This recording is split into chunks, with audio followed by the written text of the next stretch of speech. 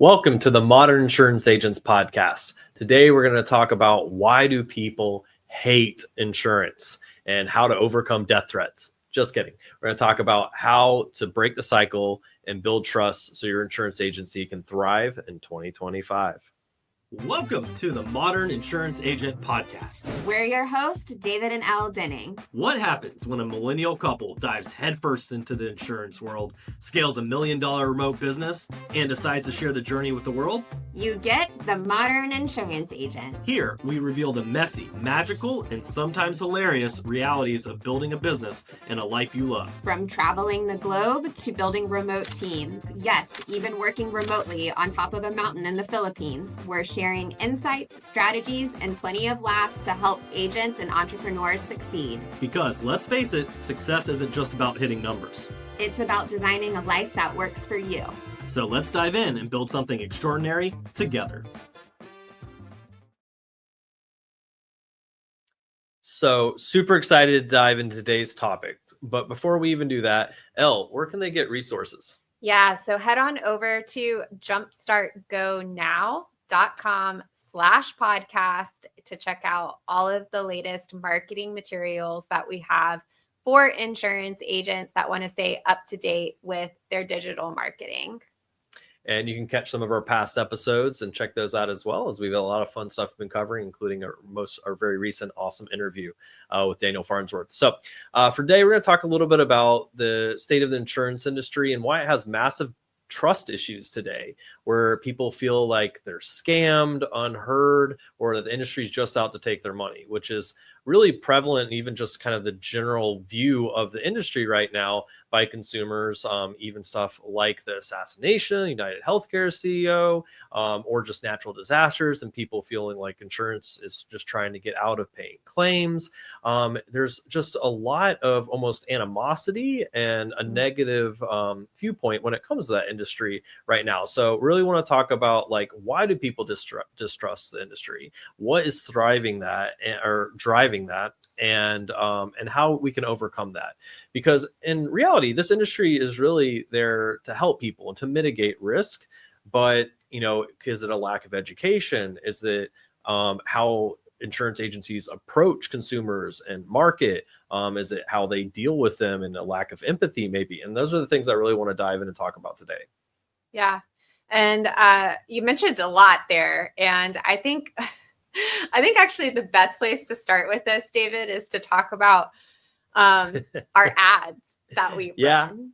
That's probably I think that actually maybe what inspired today's podcast episode is just from, like, even comments on our ads, which we have some ads that are, we're general, like, public will see those as well, that aren't necessarily insurance agents, and we get comments all the time on them. And yeah, some are silly comments or memes or just kind of general, like, telling us to F off and things like that. That's fine. That's just part of running ads, right?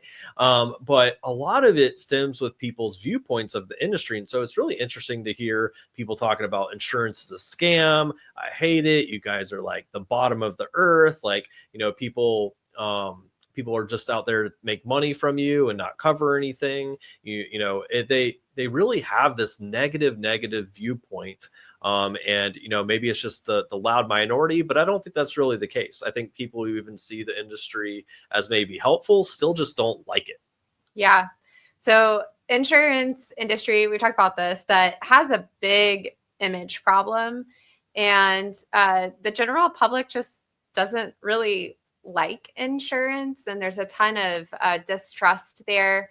I think most people generally feel like insurance is just one of those things that they have to have, and if it wasn't something that they had to take care of, then their lives would probably almost feel better in a way. Mm-hmm. Like it's one of those things that is kind of like a nuisance, or that you need to have, especially when it comes to like your home insurance, your car insurance, and things like home insurance. A lot of people, like, if you're going to get a loan from the bank, then you've got to have home insurance. The bank requires that, and you're legally required to have auto insurance. And so, yeah, it's just like another bill for people to pay. And but then you start getting into things like life insurance, where, you know, nobody's really requiring you to have life insurance. I mean, there's some cases maybe, but for most people, there's no one that's like, you have to have life insurance. And so with these types of insurances, it's even more important to build trust and create that value for people to really understand what they're getting and why it's important to them. And I think there's just kind of like this whole stigma around insurance in general of like, oh, the insurance salesman that's in the suit and tie and super uptight and stuffy and unrelatable that you just maybe talk to maybe once a year. And that's not really the industry. I know, like, for us, the very first time we bought like a life insurance policy, we were probably what, I don't know, 25 or something like that. Yeah, it was not too long after we bought our first house. Yeah, we just bought our first house and no one talked to us about life insurance really. And so it was kind of like, oh, I definitely had this thought of like, oh, this old insurance salesman that's like super stuffy. But we actually got connected with somebody that was young, that was our age. And he talked to us about mortgage protection and, you know, why we would want to put just really like a few bucks a month towards a life insurance policy in case something happened to us. And that was my first introduction really to insurance, an insurance agent. And I now kind of think back on that experience. Like, first we had no education at all about insurance, especially about life insurance and why we would need it. But thank goodness school taught me who the Queen of England was in the yes, 1200s. I'm thank very, goodness, very glad that's come for in that handy a lot, right? I use it all the time, right? No, and I think you're right. Like, it's people's experience with it, and even coming back to like one of the notable news areas that we talk about with health insurance as well. Like, medical debt is one of the leading number one thing that makes people go bankrupt So in like the U.S. is medical debt and medical debt as well. And so that's where, you know, they feel like companies are going to cover and help take care of them, and then in reality they get denied. They end up going in debt, and it just causes massive life issues. They're not able to get treatments and stuff, and they don't understand always even why, you know, right? They feel like they're paying for something, they're not getting something.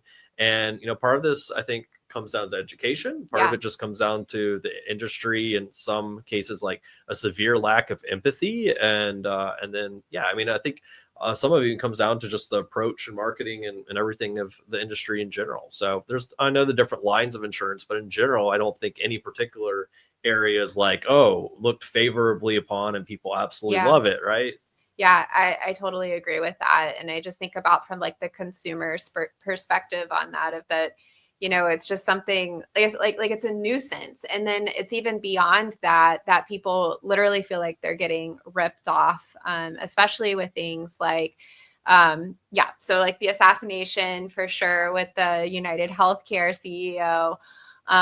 But also like what's happened recently is like the California wildfires, and that there's, first off, just tons of misinformation that's being spread about that, but that people in general have this distrust towards the insurance industry because claims are getting denied and people are losing their homes. And it's like, well, I've been paying for this, you know, homeowner's policy, but I have to wait forever to you know, even get repairs done to my house because I'm waiting for insurance money, or I completely lost my house, and insurance companies are looking at ways that they can deny claims and ultimately not pay out. But I got a theory, not a theory, but there's quite a few things that I feel like I want to say about this. And one of the biggest things that I think is an issue here is that a lot of consumers choose to not work with agents. So they decide that they're just gonna buy insurance off a website, off, you know, the internet. They don't want to talk to somebody, and they're going for the cheapest thing that they can possibly find.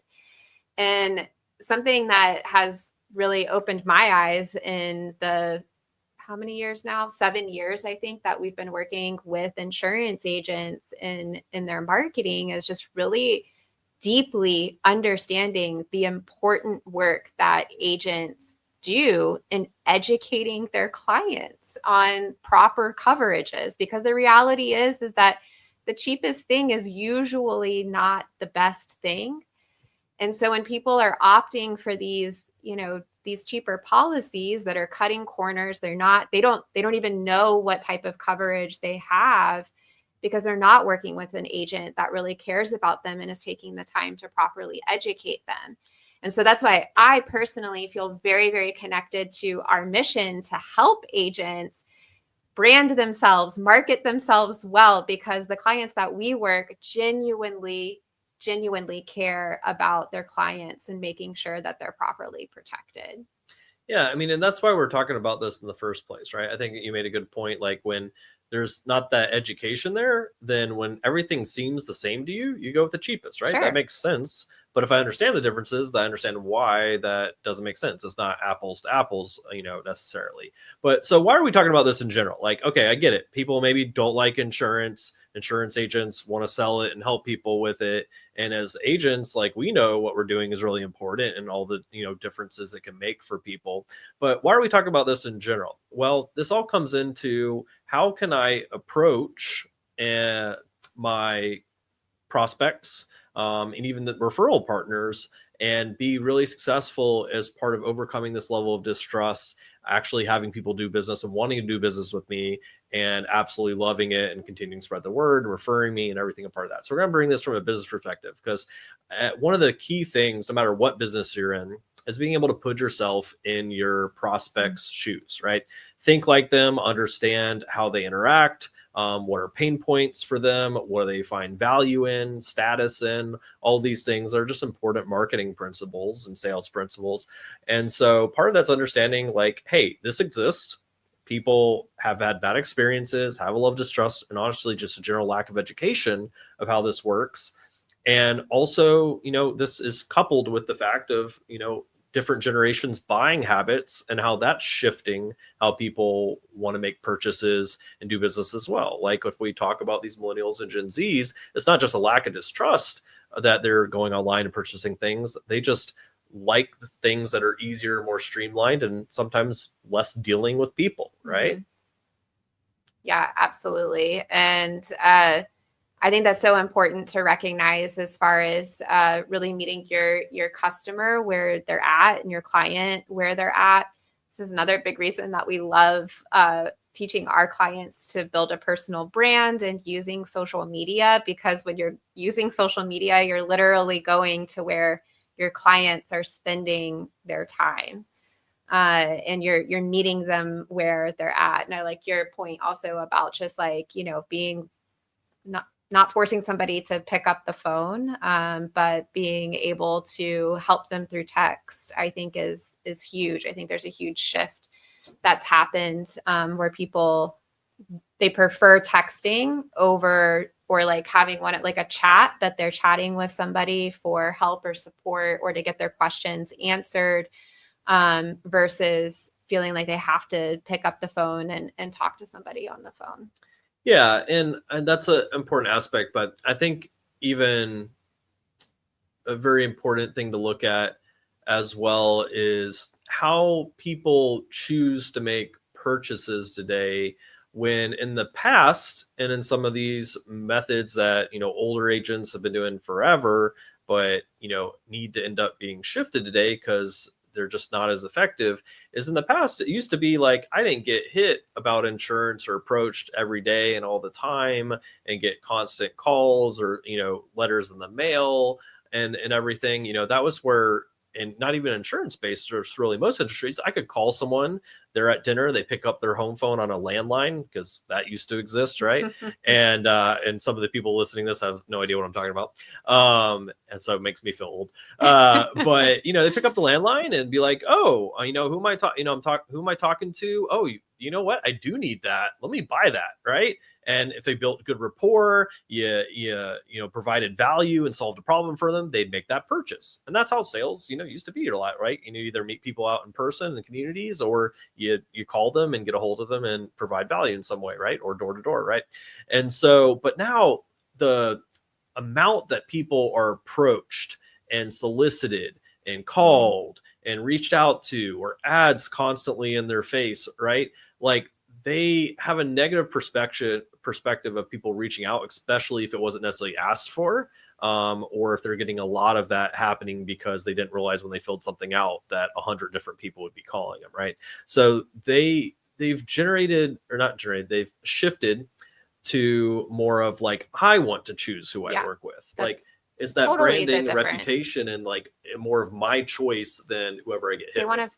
Well, and I mean, people want to feel in control of the process. And so the more that your marketing and sales process can lend itself to ultimately putting the consumer in the driver's seat, if you will, as far as they're making the decision. And one of the things that, again, going back to the social media marketing thing, that I love about it is that it has this effect so that people you're staying top of mind with them, and you're staying top of mind. You're slowly able to maybe change some mindset or do some education.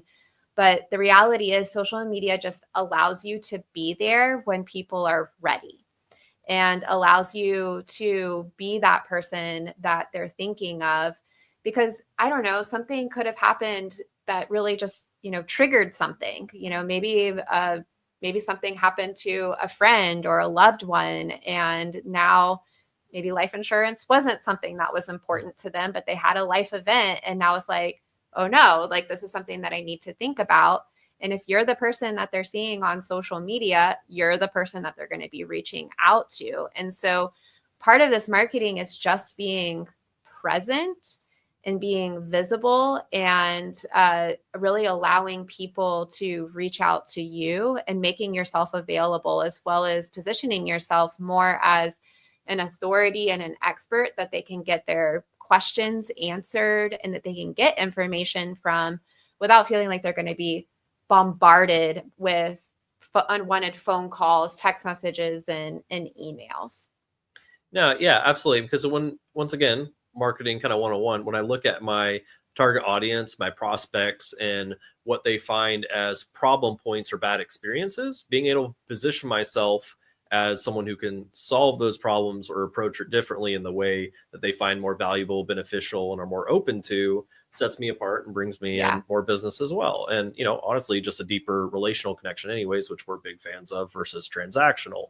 And so this gives us opportunities as agents, or even in and around things like social media or review platforms like Google reviews or stuff like that. We can see people's reactions, responses, and everything there. And, as agents ourselves who want to solve those problems, we can almost respond in such a way or realize what those pain points are so we can solve those or approach them differently, right? So like when we're swimming in an area, in a current that gets harder and harder, you don't want to fight the current, right? I want to find a different place to swim where I don't have to even deal with that current, right? And that's this thing here. And to clarify, the swimming in the more and more difficult current is what exactly?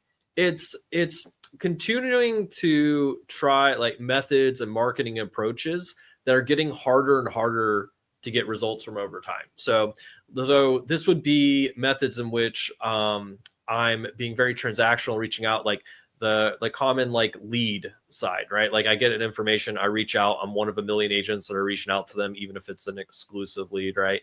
And I'm approaching them in a way that more and more people have distrust with, don't like, or don't even answer phones with, right? And so this is where, okay, well, just buy more of these leads, just call them more often, try to hit them with a text too. And it's like, okay, well, if this method is getting harder and harder over the years, and with compliance and other things as well, like, does it make sense just to do more of that and keep fighting that, or to find a way that's a better way of getting to my prospects, my clients, And that results in better results for me, and also a way that feels even more fun and natural versus like I'm like running a marathon each day to try to get any sort of conversations, much less results. So do you think that like the endlessly dialing leads is ultimately like hurting the industry overall?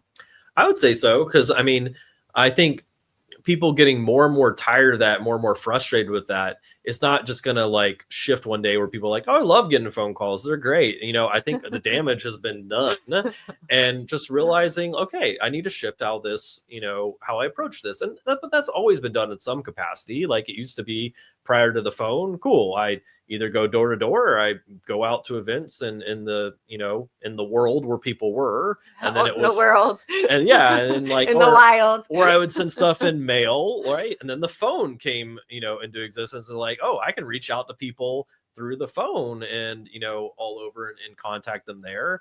And then people, not necessarily abused, but just really leveraged that as much as possible to where now it's, once again, not how people necessarily want to interact. Like just kind of like door to door. Like someone comes knocks on our door, I think we go hide in a corner or in the back or pretend we're not home, right? I do. And I literally do. In fact, that's one of our more popular ads that we run. Is I do not want to talk to anybody that's coming to my door. Is like we have one where we're kind of like going around door knocking in an ad, kind of making fun of some of the pain points with it. But it's very true. Like, you know, people unannounced showing up knocking on your door at your home, it's not a fun thing, right? And so I think that's, once again, like I want to look at what's going to be most successful for my business, and the growth of that, and realize, you know, where can I be that others aren't, and where can I leverage that most successfully so I'm ahead of the curve, not behind it. And I think that's where a lot of agencies get complacent, or just like, well, this is the way it's been done, versus trying to actually be ahead of the curve as far as their growth. Yeah. And I just like thinking about my own buying habits right now. Like I'm such a lurker when it comes to buying, because I like to do my own research. Like I'm that type, like I would much rather spend an hour or two like reading reviews, reading some articles. I'm not a big like video watcher. So I don't watch a lot of like videos on things, but I like to like read written content, look at articles, I look at reviews a ton. That's really how I buy and I make my decisions. And I would much rather spend an hour or two kind of like at my own speed, reading information and kind of processing through it myself, versus talking to somebody on the phone for 15 minutes. So let's use a real life example of this, because let's look at our most recent car purchase, right? Okay. So I think this is a great example. So there's a couple ways you can go about buying a car, and we can talk about how that was maybe done in the past and maybe how it's done today. And I think this is a great some parallel industry to insurance a little bit in some of this capacity. Like, right, it used to be, if I'm buying a car, yeah, I'm going to go to the lot. I'm going to get hit by a million salespeople running up. Hey, can I help you? Trying to show me around, trying to work a deal out with me, and like then go fight, you know, whoever the manager is to try to, you know, get me a discount and stuff on my behalf. And it's not like a great experience. In fact, it's pretty terrible. And that's where the whole like car salesman, like, you know, view of that, just like the insurance industry kind of came from, is like people like, man, I don't want to go get hassled and pressured and deal with that experience too much at all. But that's how it was traditionally done, right? And now in the most recent car purchase, did we walk into a lot having no idea what we really wanted and have someone walk us around and try to sell us on something? Or did you come already knowing exactly what you wanted? I knew exactly the car. I knew exactly the price that I wanted to pay for. You knew they had it there. Of course. Of course. And like the whole thing, why I started laughing with the car is because whenever we like go anywhere, we travel, and we rent a car, I'll always like, you know, pick a car that like, especially in that time period that I was considering purchasing. So I was like wanting like a small compact SUV. And so I'd always make sure that I would, you know, pick a car. And we really like Hertz because they allow you to just like go to the special place and then you can just pick whatever car that you want. So every time that I would go, I would pick a different car. So I was basically like test driving these cars through rental and travel. So I knew exactly the car that was my favorite car to drive out of that class. Did research on it, which anyway, I probably could have done more thorough research now that we Yeah. Well, I'm thinking about this with some recent issues that we've had with our car. But I digress away from really with like the car purchase. This was something that I did on my own, and I felt very in control of the process because I had done my own kind of research, test driven even cars through the whole rental car process. And so when it actually came time to make that purchase, we didn't test drive a bunch of cars. I knew which car they had. I knew where it was on the lot. It was the right price. We went, we drove that one car, and then we did the paperwork to finalize the sale and left the lot. So you're right. I am very much that type of Yep. buyer. And I think that, you know, people that are millennials like us, and then even younger than us, like they also prefer to buy in that way too. But regardless of how old, your age, your generation, everybody wants to feel in control of the process. In control, understood. And that even helps. Like, I'm not going to buy something unless I feel like they understand my situation, what I'm trying to accomplish. And so if they're just like, oh yeah, here's your solution, which would be a terrible approach from an insurance agent, it's like, okay, I don't even know that you even took the time or made sure to even find the right solution. Right. And so that's where sometimes they very much feel like, I'm going to take it in my own hands to find solutions because I don't even trust that someone would do that. Where if you're the agent that can build that trust and then have them come to you, like that's huge. Right. And so, and honestly, taking that car purchasing experience back to it from the dealership's point of view, is that more beneficial that someone came to them already knowing what they wanted, were able to sit down and just move forward with the deal rather than wasting a salesperson's time, taking you all over the place, trying a bunch of cars, all come back next week and maybe do some more research? Like, it's beneficial to them too, right? Like, if I can have people just come in ready to buy stuff because I found out what I had online, were able to do research and stuff like that, that saves them time, allows them to be more profitable, move more cars off the lot and everything there also. So once again, like, I'm not just talking about it from a consumer's point of view or a prospect's point of view, talking about even internally, like these things also allow businesses to be more efficient, more profitable in these ways as well. And that's why we shift our processes and marketing and habits for businesses. Yeah. And I think it is a fine line with anything, but specifically with insurance, of that, you ultimately do want to be able to advise people and sit down and have a conversation with them so that you can recommend the best coverages. And this is something that I feel very much about all of the clients that we work with. I feel like I can say this with a lot of confidence, and it's something that just kind of like binds our community together, I would say, is that it's like, they're not the agents that are just like letting their clients come in and like be like, oh, you just want state minimums, or you just want like whatever the cheapest thing is. Yeah, we'll write that for you. Like a lot of our clients on the PNC side, like, will not just write state minimums. And they have that as like agency practice. And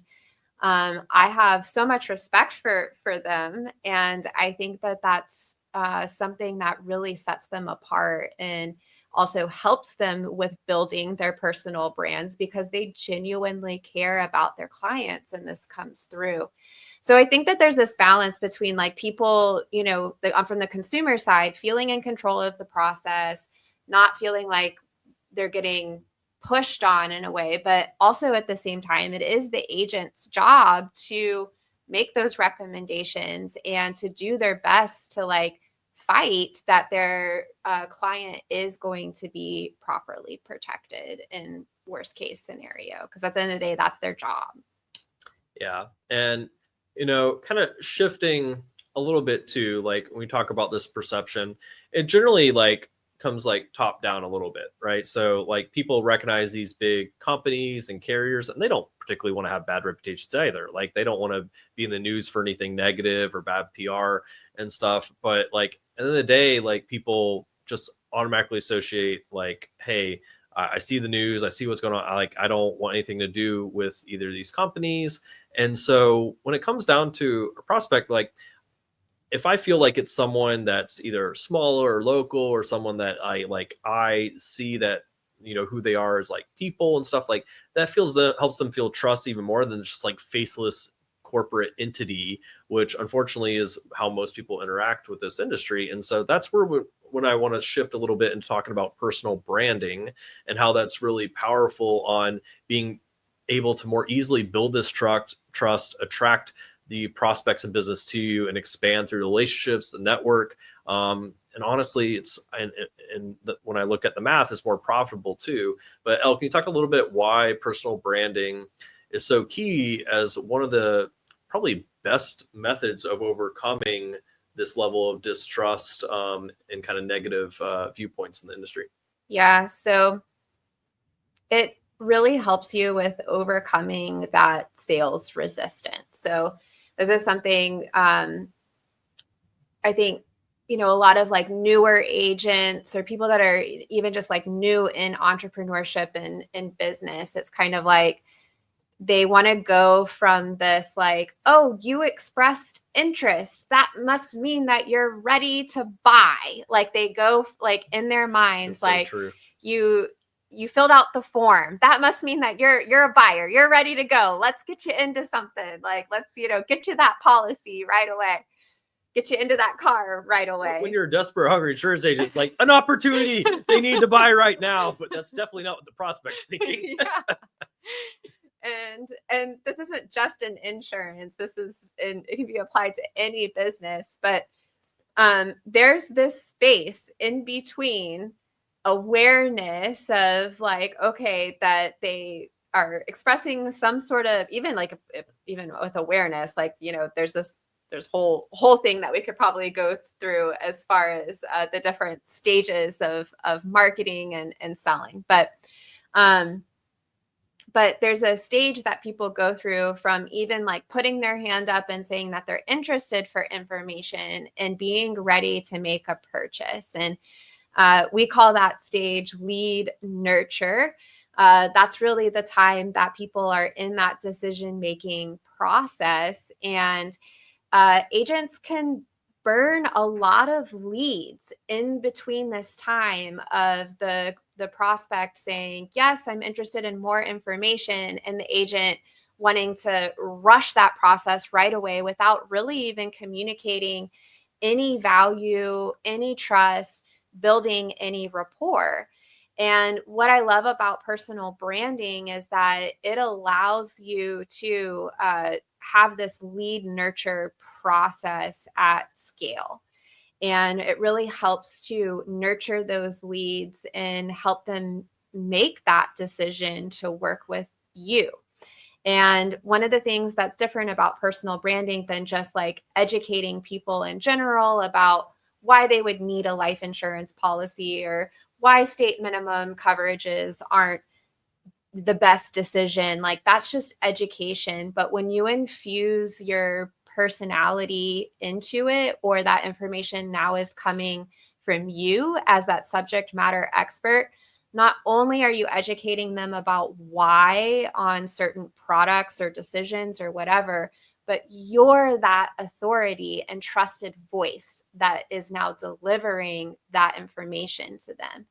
And that's the magic of a personal brand is going to be, that you're differentiating yourself from every single other agent out there, because only you can be you. Only you can deliver the information in that way. And in the way that we work with our clients is we're very big on the personal branding side, is also like infusing their personality into their marketing, their values, the things that are interesting to them, allowing their prospects to see that side of them so that they understand like that these agents are human beings too, that they have families, loved ones, pets, interests, hobbies outside of just like trying to sell insurance policies. And that builds a ton of trust, and it ultimately makes you a category of one. Yeah, and this is really interesting, especially from like the perspective of building a story brand. Donald Miller, we talk about this a lot. Like, we don't want to be seen as salespeople, right? That's, I think, where a lot of the negative connotation comes from, is like, these guys are just trying to sell me insurance, sling it, trying to make money off me, and feeling less like I'm actually there to help them, to guide them as a part of that. And one of the concepts of building a story brand, like, our job isn't that we're the hero in the story for the prospects and saving the prospects, like, because people want to be seen, they want to see themselves as the hero, right? Like, that's the whole point. No one wants to be the sidekick or something like that. They want to be the hero, and it's the same with prospects, right? And that really, in our perspective of where we come from as agents and agency owners, is we want to be the guide. We want to be the helper. We want to be the Yoda to the Obi-Wan, right? Or to Luke Skywalker, right? For a little Star Wars reference there. But that's the same thing here. Is like, we don't want to be seen and approach in that perspective that honestly is viewed very negatively now. We want to be this guide, this consultant, like I was mentioning, that helps them arrive to the right decision. It's easier to have trust when we're seen this way. And honestly, and when it especially comes to like social media strategies, just works, right? Because that's the whole point, is social and feeling connected with who I'm going to be work with, who I'm choosing to work with, and building that trust is done in that way, where education is a great way to be seen as that consultant, that guide, as a part of it. And also, works two birds with one stone, is because also a lot of prospects just lack that education in this industry, right? They don't understand why certain things are fits or not fits, or what certain terms and jargon means in this industry. And that's where education really helps bring that up, right? So positioning, like, myself, my personality, my personal brand, not being seen as a salesperson or some entity or corporation necessarily. But can you talk a little bit, Elle, on why like using video and social media and things can be so impactful to go along with that, for that authenticity? Yeah, so we love video because it really allows people to, obviously, I mean, this is you might not be watching this. You might be listening to us, but we have video of this also. Audio, but David and I have consistently gotten on video, at least once per week, but usually multiple times per week, on social media since 2016. So how many years is that? 9 years? So it's a lot, but if you count Zoom meetings, gosh, sales calls and things like that, it's probably half my lifetime. We're talking Zoom now. Like, we live on virtual calls and video, and it's so powerful because it is the closest thing that we've got to actually sitting down and being with someone in person. And it's going to be your fastest way that you can build trust with people, and the fastest way that you can really connect with them without sitting in person with them. And also, you can do this in a much more leveraged way than a one-to-one or being in person. So I just like it because of the way that you're able to connect with people a lot faster than if you were, sharing, even like we're talking about social media, like sharing posts, especially that don't have a face to them.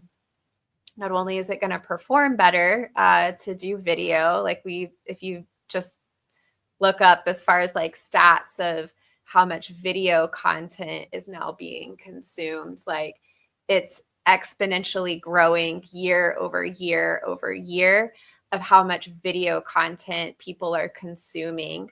And we don't see that trend slowing down anytime soon.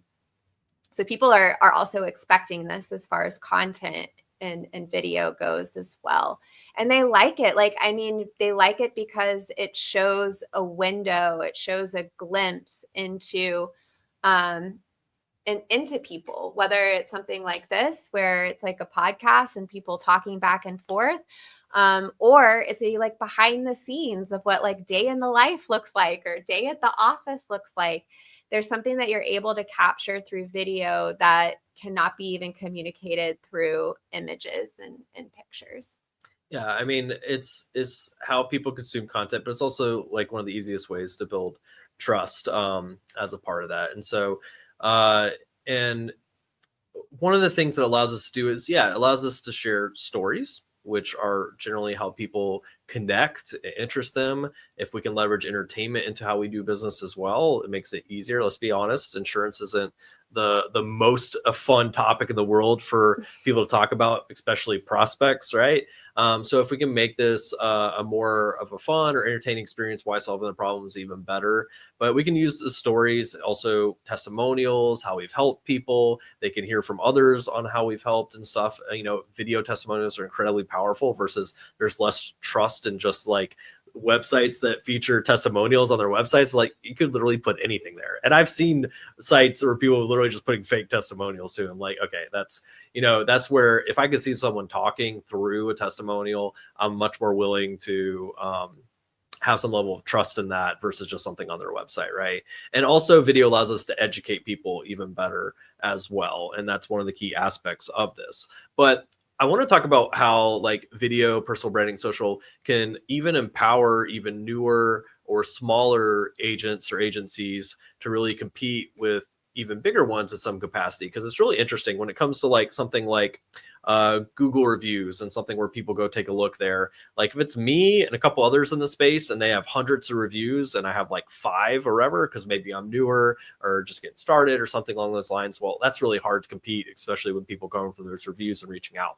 But on social, if I'm in some of these local community Facebook groups and things for my areas, and I've got a couple clients that 1 or 2 of them pop up and said, oh yeah, David's great for that, or David's agency absolutely is fantastic, I love working with them. Well, that's usually enough that people are like, okay, a couple of people are saying this is already good or David's great. I'm going to go talk with him and not just beat out some of these bigger players with their reviews because I was there. I was where they're hanging out. I had people give social proof, essentially being like, yeah, he's awesome. I love having him as my agent. And they're like, cool, that's who I want to go talk to. That someone that other people are saying is great, not just himself. And, if I even see a couple people, that seems like a ton of social proof to me versus if I go somewhere and I'm just comparing the number of reviews. So it gives agents a great way to really hit targeted audiences, have that level of trust, even with just even smaller amounts of social proof. Yeah, absolutely. I think that's such a great point as far as being able to be recommended and being that go-to resource, even when you're just getting started. And social media really allows you to do that. So, David, I'd really like to talk a little bit about how agents can balance this, because I think that there is a balance here between that human aspect of it, as well as leveraging, social media technology so that they can be more scalable, efficient with their time. I think there's a balance there. And then I also think that there's a balance between like the hard sell, kind of going back to what we were talking about, like at the beginning of this, there's a balance between people reaching out to you, referrals coming in inbound. But at the same time, like there is a level of activity that agents do need to do to be successful, like never getting on the phone. You're not going to be successful as an agent that way. So I think there's 2 balances I'd like to talk about, kind of the spectrums here. First is that technology, balancing tech and human connection. But I do want to circle back around to like the hardcore closer versus and like being annoying versus like not doing the activity and working your leads. Yeah. So tech and human connection. How do agents balance that first?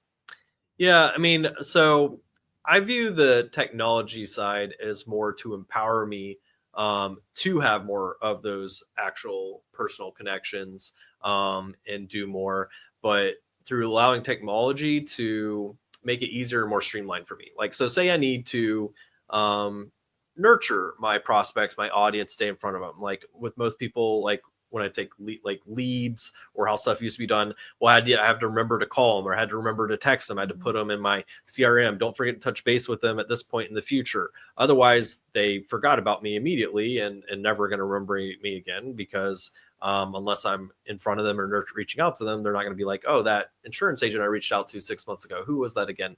Like, it's not going to happen, right? And so, but that took a lot of time and effort, and most agents never got to going and doing the nurturing because they were busy with other things or just never went back. So missing out on huge opportunities, because we talk about, very often at any particular point in time, only 10% of people are ready to buy today versus 90% are ready to buy tomorrow, next week, next month. And so this is where I can leverage technology, like through automation plus social media, where I can nurture audience easily and without additional time or effort necessarily on my part. Like, where if I'm doing content and stuff on social, it's going out to all that audience and they're seeing these things. I'm staying in front of them without having to do it one-to-one. And then if I'm leveraging technology, like with my lead management system, it can be sending out, emails, texts of things with value, tips, guides, and just checking in to stay in touch with my audience and my clients as well. So this is way technology allowing me to spend more time and be more human with people and in front of them, versus necessarily not being able to do as much of that because I'm not leveraging the technology. Mm-hmm. Yeah, absolutely. So important, I think, to kind of figure out like what makes sense for also each individual agent as well on that side, and like finding that balance of what works for you, and integrating those things, like even reporting quick little videos and sending them through text message. Or we're talking to one client who really wants to start integrating video proposals and video quotes into his process. And so I think that's a great way to balancing that human and tech side. But as we kind of wrap up here, I'd like to kind of circle back around to the whole thing as far as the like balancing the idea of like creating a marketing strategy where people are reaching out to you, but at the same time, knowing what levers that you should pull that are outbound strategies. Because the reality is like an insurance business, any business is not built fully on inbound strategies. There kind of has to be this balance of inbound and outbound. Mm-hmm.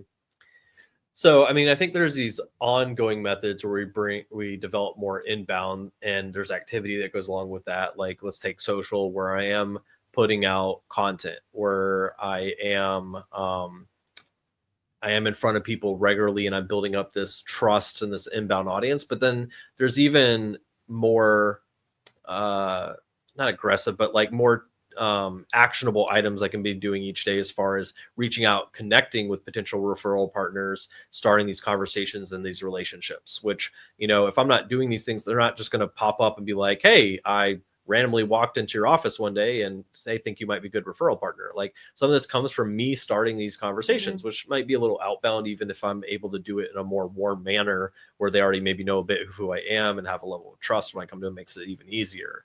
But there's always activity, because we always talk about the number one thing that I really want for like our agents each day is the number of conversations. How many people am I talking to, developing out opportunities? Because conversations are opportunities, whether it's for a sale, whether it's for future referrals, whether it's a referral partner that can regularly send me deals from their business and stuff there.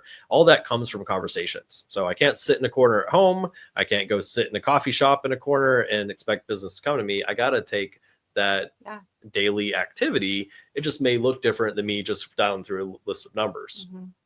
And like, I love what you're talking about as far as, agents sometimes, like, it's like they're so stuck, like, oh, the leads aren't picking up, or this thing isn't happening, or nobody's reaching out. Well, I love like when you advise agents when they kind of get in these ruts, it's like, well, dial through your clients. Like, touch base with your clients, just have a conversation with them. And usually when agents take that advice and they just dial through their existing clients, they uncover opportunities to maybe write additional policies, referral opportunities, add on coverage. Like, these things just come from it. And it all comes down to what? Just having those conversations. Absolutely.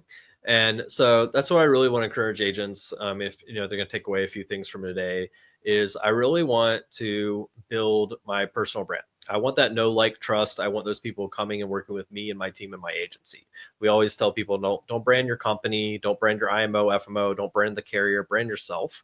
That's where I want the trust, rapport, and the experience with. And that's what I'm in control of, is how me and my team interact, how they solve problems, and how I approach and market myself as well. So really want to focus on building personal brand. And how do I leverage that? Building genuine connections and relationship driven. I would focus on the relationship driven versus transactional, right? Transactional tends to lead to chargebacks, tends to lead to I'm not really getting much referrals, and I constantly have to feed the top of my funnel of opportunities because I don't have anything where my business is consistently feeding me business. Like Elle was just talking about, going through talking to your clients, and all of a sudden I've got all these additional referrals or additional opportunities to write business because I'm touching base with my clients and touching in with them.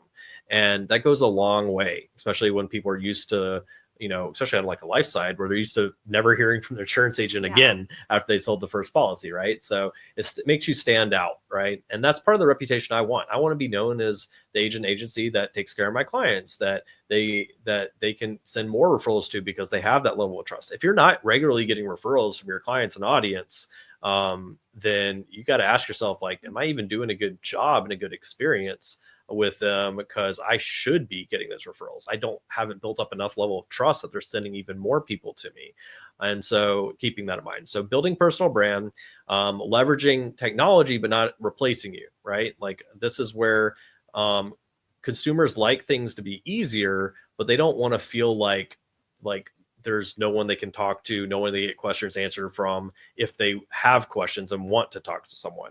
It's a different thing when they feel like, hey, I want to do some things on my own and have control. It's a different thing. It's like, I need help and I can't get to anybody. How many people on, Facebook or other platforms been like, I can't get technical help. There's no people. This company is run by robots or ever. Like, we don't want to be that either. So, Elle, what are a few takeaways you kind of want people to implement? Yeah, I mean, I think that agents have an opportunity to really shift the narrative around all of this distrust that there is towards the insurance industry. And it ultimately does come down to having those conversations. It comes down to being willing to build a personal brand and put yourself out there to some degree, because the reality is that people need you. Like if you're an ethical agent and you're ultimately helping people need you because they're out there without the right coverages. They're making bad decisions. They're avoiding talking to somebody because they're afraid of being sold.